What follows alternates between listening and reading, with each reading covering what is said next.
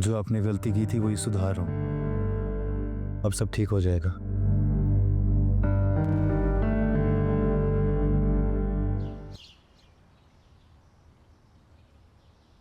खदीजा बाजी, मुझे आपसे एक बात कहनी थी।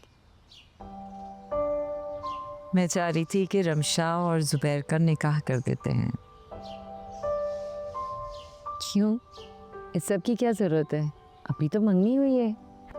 हाँ, लेकिन निकाह सुन्नत है ना, और निकाह के बाद रमशा के पेपर्स बनने में भी आसानी हो जाएगी।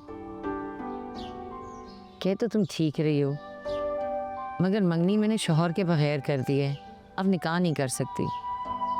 जुबैर हमारा इकलौता बेटा है। तो भाई साहब को पाकिस्तान बुला ले। इन दिनों वो बहुत बिजी है, वरना मेरे साथ ही आ जाते। अब मेरे ख्याल से इन सब बातों का कोई तुक नहीं बनता। अभी जुबैर को शादी के लिए कुछ वक्त चाहिए, और निकाह भी तभी हो जाएगा। वो क्या है ना खदीजा बाजी, मुझे गारंटी चाहिए थी। गारंटी?